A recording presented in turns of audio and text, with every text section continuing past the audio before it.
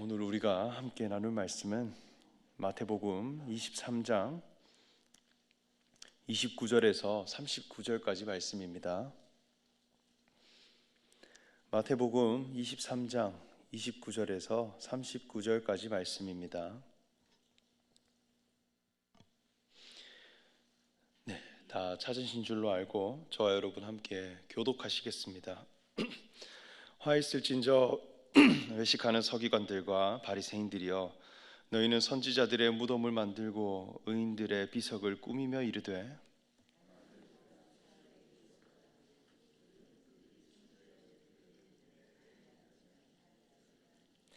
그러면 너희가 선지자를 죽인 자의 자손임을 스스로 증명함이로다.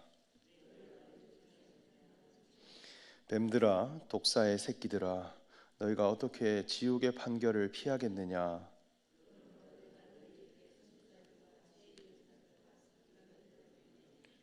그 중에서 더러는 죽이거니와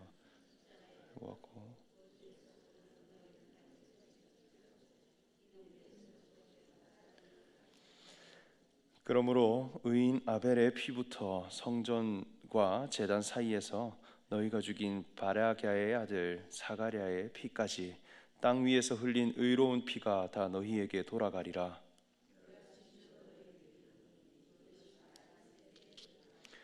예루살렘아, 예루살렘아, 선지자들을 죽이고 내게 파송된 자들을 돌로 치는 자여, 암탉이 그 새끼를 날개 아래에 모음같이 내가 내 자녀를 모으려 한 일이 몇 번이더냐? 그러나 너희가 원하지 아니하였도다. 우리 함께 읽겠습니다.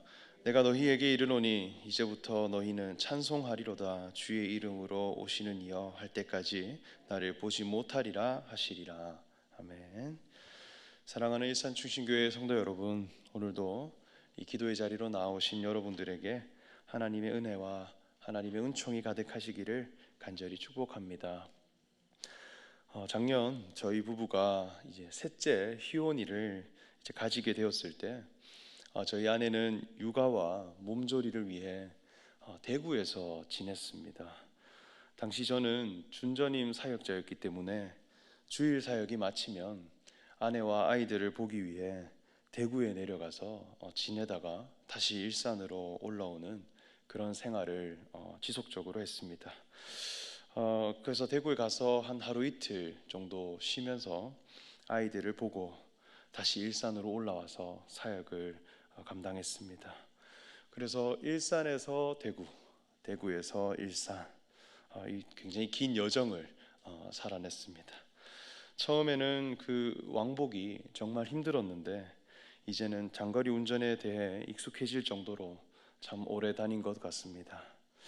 대구에서 하루 이틀 정도 쉬다가 출발할 때가 되면 이제 마음에 일산으로 와야겠다는 그 생각을 가지고 자동차에 시동을 겁니다. 그런데 중요한 것은 일산으로 이제 가야지라는 마음 먹기는 참 쉬운데 갈 길은 참 막막하다는 것입니다. 한 350km 정도의 길을 달려서 일산에 도착해야 합니다.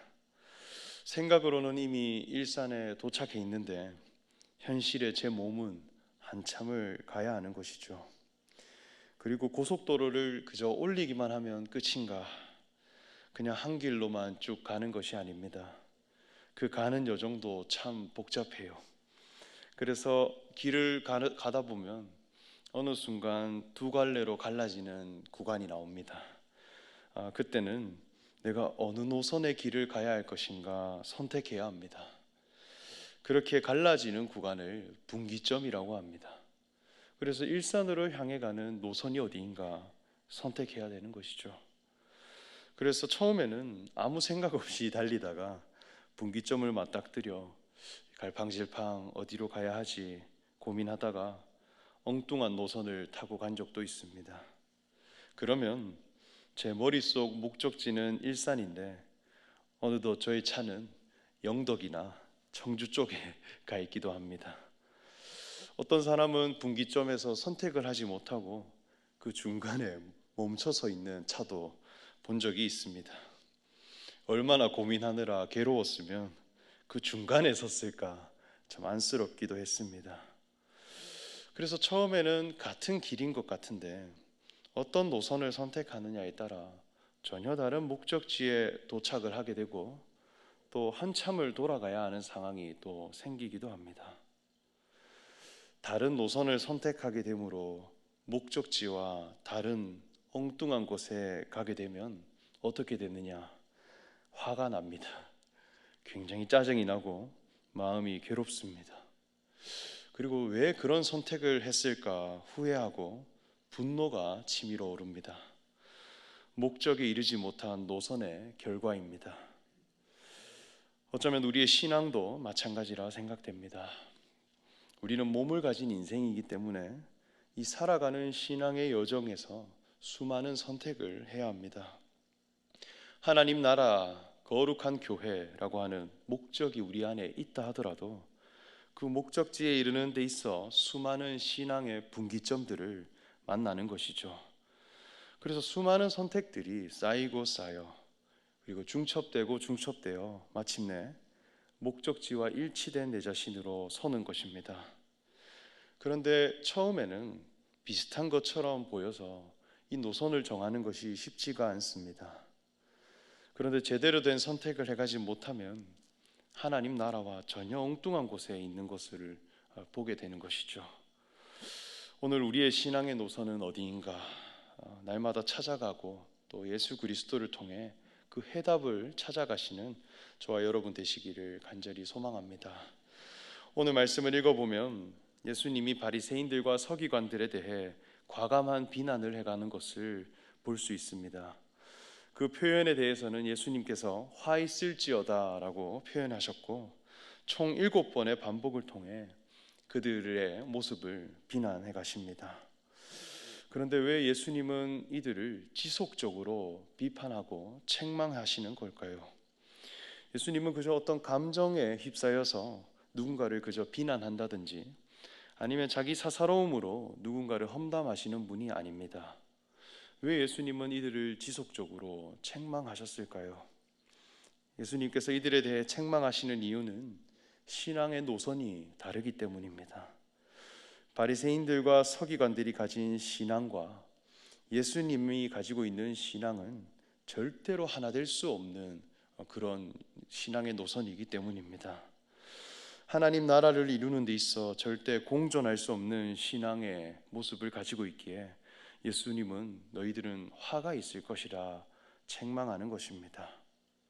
그러면 이 바리새인들과 서기관들이 가진 신앙이 무엇인가 할 때 외식하는 자여라고 말씀합니다.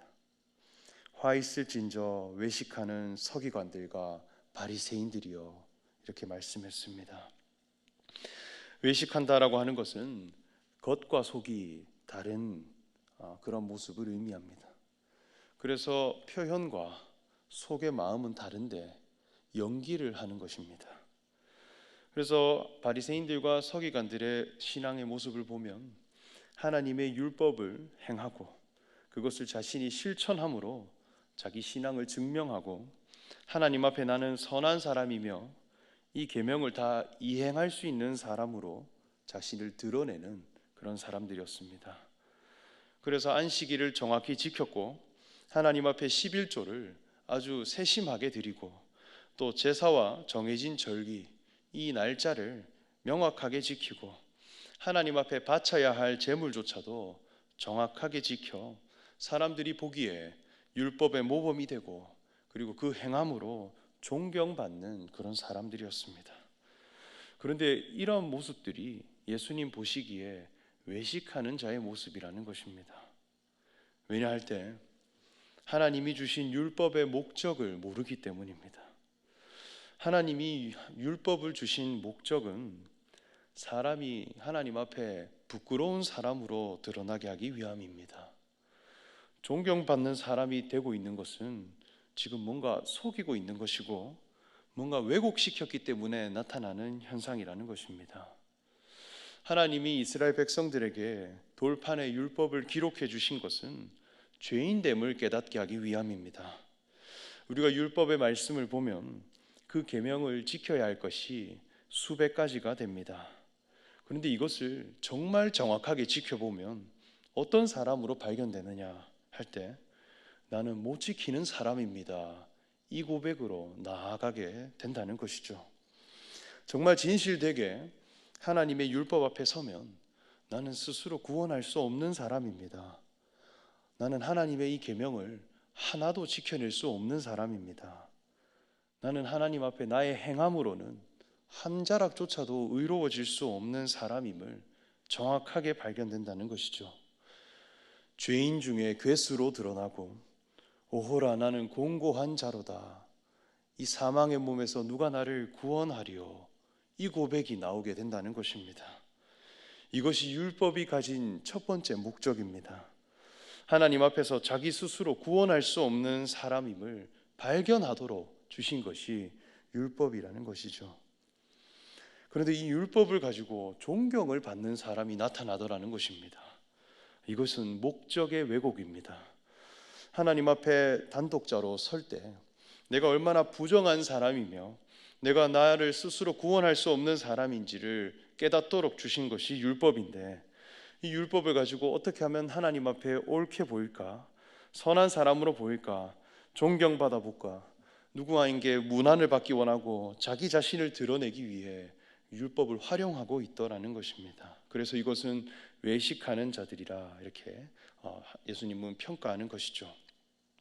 그래서 선지자들의 무덤을 세워서 그 무덤에 해치를 하며 그들의 죽음을 기념하고 그들의 정신을 기리면서 우리가 그분이 계셨던 때에 있었다면 결코 그들의 죽음에 참여하지 않았을 것이라 자기 자신을 포장합니다.